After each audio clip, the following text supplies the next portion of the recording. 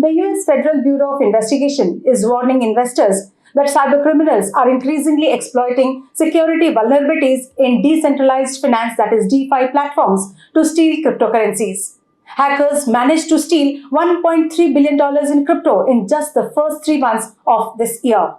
Some 97% of these funds were stolen from DeFi platforms, up from 72% in 2021 and 30% in 2020, it claimed. Hello and welcome to VARINDIA News Hour.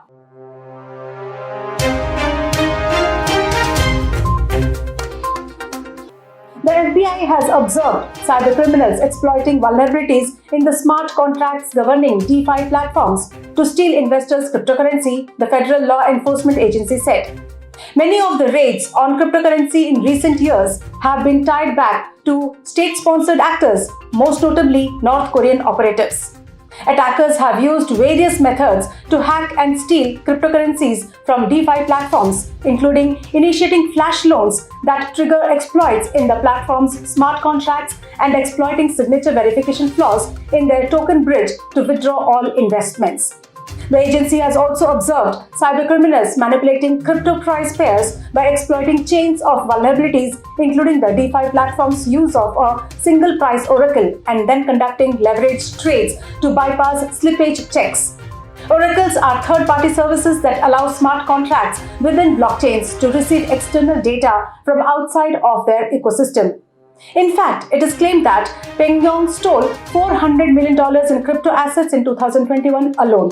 The FBI also linked the $680 million heist at Ronin Network in March, the biggest theft of cryptocurrency in history, to North Korean actors. The feds also warned investors to avoid DeFi investment pools with limited joining timeframes and rapid deployment of smart contracts, as well as those that use open source code. Back in July, the US State Department increased its reward for information on North Korean state-backed hackers to $10 million. Pyongyang has also been blamed for the theft of $281 million from Singapore-headquartered cryptocurrency exchange KuCoin in 2020.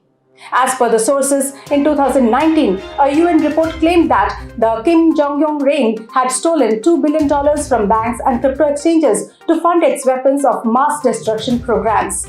Let's look into today's headlines in VARINDIA. The Cabinet approves National Logistics Policy. The Union Cabinet, chaired by the Prime Minister Narendra Modi, has approved the National Logistics Policy, which aims to remove the barriers in the movement of goods, lower logistics costs, and bringing in a tech-enabled, unified system across supply chains. Aside from creating data-driven decision-making for an efficient logistics ecosystem, the policy forecasts to improve the country's logistics performance index ranking and figure among top 25 countries by 2030. SEBI working on new payment system for secondary trades. The Securities and Exchange Board of India is working on a new payment system for the secondary market, which could prevent brokers from accessing their client funds. It will be similar to the application supported by blocked amount process that is used for subscribing to initial public offerings, where funds move out of an investor's bank account only after the trade is confirmed. SEBI chairperson Madhavi Puri Buch said that the new system would be ready in a few months. SoftBank cuts OYO's internal valuation to $2.7 billion. SoftBank has cut OYO's valuation to $2.7 billion. SoftBank owns 45% of OYO and is the largest investor in the Indian hotel chain. The move comes at a time when OYO is months away from going public. The startup recently updated its initial public offerings application to the local market regulator. OYO originally planned to raise up to $1.16 billion in the IPO at a valuation of up to $12 billion. However, the company has readjusted expectations to about $7 billion following change in market sentiments along with additional scrutiny of new age businesses.